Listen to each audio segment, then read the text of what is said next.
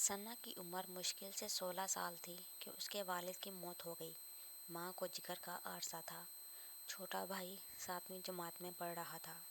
باپ کی وفات کے بعد گھر کا خرچہ مشکل ہو رہا تھا تو ثنا نے سوچا کہ کہیں نوکری کی جائے، سو نوکری کی تلاش میں نکل پڑی۔ میٹرک پاس تھی، نوکری کون دیتا؟ وہ بیچاری بے شمار دفاتر کی خاک چھانتی رہی۔ بالآخر وہ ایک دفتر میں پہنچی۔ وہاں استقبالیہ پہ بیٹھی ماڈرن خاتون نے ثنا کو کہا کہ ہمیں ایک لیڈی سیکرٹری کی ضرورت ہے، باس میٹنگ میں ہیں، فارغ ہوں تو مل لو۔ ثنا کو تھوڑا حوصلہ ہوا اور بیٹھ کر انتظار کرنے لگی۔ ثنا کے انتظار کی گھڑیاں ختم ہوئی۔ باس کی میٹنگ اختتام پذیر ہوئی۔ باس نے اندر بلایا۔ جیسے ہی ثنا دفتر میں داخل ہوئی، باس نے دیکھتے ہی چیخنا شروع کر دیا کہ تم کسی مدرسے میں پڑھنے آئی ہو یا جاب کے لیے آئی ہو؟ ثنا ایک مشرقی لڑکی جو نقاب برقعے میں تھی۔ ثنا ایک دم چکرا سی گئی کہ وہ پاکستان میں ہے یا یورپ میں، جہاں پر برقع پہننے پر اتنا غصہ کیا جا رہا ہے۔ انہی سوچوں میں گم تھی کہ باس نے کہا جاؤ یہ برقع اور نقاب اتار کے آؤ۔ ثنا نہ چاہتے ہوئے بھی باہر چلی گئی اور برقع نقاب اتار کے آ گئی۔ جیسے ہی اندر داخل ہوئی تو باس کے چہرے کی شیطانی مسکراہٹ نے ثنا کا استقبال کیا۔ باس نے ثنا کی خوبصورتی کی تعریف کی، پھر یہ پوچھنے لگا کہ پہلے تم نے کہیں جاب کی ہے، پبلک ڈیلنگ آتی ہے، وغیرہ وغیرہ۔ تعلیم کے بارے میں کوئی سوال نہ پوچھا گیا۔ ثنا تذبذب کا شکار تھی کہ ایک ایسا انٹرویو ہو رہا ہے، لیکن اس کو نوکری کرنی چاہیے تھی، سو وہ ہاں یا نہ میں جواب دیتی رہی۔ آخر میں باس نے کہا اگر تم یہ برقع نقاب اتار کر ایک ماڈرن لڑکی بن جاؤ تو یہ نوکری پکی سمجھو، تنخواہ بھی اچھی دوں گا۔ ثنا نے ایک دن کی مہلت لی اور گھر واپس چلی گئی۔ گھر پہنچ کر اس نے ساری بات ماں سے کہہ ڈالی۔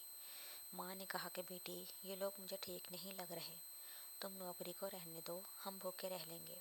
ماں نے اس کو حدیث کا حوالہ بھی دیا، حیا ایمان کا ایک بڑا حصہ ہے، بے حیا جس چیز میں ہوگی اسے عیب دار بنا دے گی، اور سب اہم بات، حیا جنت میں لے جانے کا ذریعہ ہے۔ لیکن ثنا کو اپنے گھر کی فکر تھی، اپنے بھائی کے مستقبل کی فکر تھی، سو رات بھر سوچنے کے بعد ثنا نے فیصلہ کر لیا کہ اپنے گھر کی خاطر میں یہ سب کر لوں گی۔ جیسے ہی اپنے گھر سے نکلی تو گلی میں آتے جاتے لوگوں نے حیرت اور عجیب نگاہوں سے دیکھنے لگے، جیسے وہ اپنی نظروں سے ثنا کا ایکس رے کر رہے ہوں۔ خدا خدا کر کے گاڑی آئی تو ثنا سوار ہو کر اپنے نئے دفتر کی طرف روانہ ہو گئی۔ دفتر پہنچی تو سارے لوگ حیران ہوئے، یہ وہی ثنا ہے جو کل ڈری سہمی ہوئی ایک مشرقی لڑکی تھی۔ ہر آدمی تعریف کیے جا رہا تھا۔ صاحب کی آمد ہوئی تو انہوں نے بھی رسمی کلمات ادا کیے اور پرائیویٹ سیکرٹری کے کام سمجھانے لگے۔ ثنا نے سر ہلا کر جی سر کہا اور اپنی سیٹ پر جا کر بیٹھ گئی۔ اس کے دفتر میں بے شمار لوگوں کا آنا ہوا۔ ان میں کچھ ایسے بھی تھے جو ثنا کو اپنی ہوس زدہ نظروں سے دیکھتے رہے۔ صبح سے لے کر دن بھر لوگوں نے من ہی من میں ثنا کو اپنی ہوس کا نشانہ بنا دیا۔ یہ سارا کچھ ثنا دیکھ بھی رہی تھی اور محسوس بھی کر رہی تھی۔ اس ماحول میں گھٹن کا شکار ثنا جیسے چھٹی کا انتظار کر رہی تھی۔ جیسے ہی چھٹی ہوئی ثنا اسٹاپ کی طرف چل دی۔ اس کا اسٹاپ آیا تو اتر کر تیزی سے اپنے گھر کی طرف چلنے لگی۔ اندھیرا ہو رہا تھا، کچھ اوباش بھی ثنا پر آوازیں کس رہے تھے۔ جیسے ہی گھر کے اندر داخل ہوئی اپنا بیگ ایک طرف پھینکا اور دروازے کو کنڈی لگا کر بستر پر لیٹ گئی اور آنکھیں بند کر لی۔ ایسا محسوس کر رہی تھی جیسے اس کا بدن تیروں سے چھلنی ہو چکا ہے، اس کے جسم سے خون بہہ رہا ہے، اور سوچ رہی تھی کہ بنت ہوا کے ساتھ ایسا کیوں ہوتا ہے، اس کا کردار، اس کی قابلیت کیوں نہیں دیکھی جاتی، اس کا جسم اور لباس ان چیزوں پر کیوں حاوی ہے۔ ماں نے دروازہ کھٹکھٹایا۔ ثنا نے دروازہ کھولا اور ماں کے گلے لگ کے رونے لگی۔ ماں سمجھ گئی کہ کچھ تو غلط ہوا ہے۔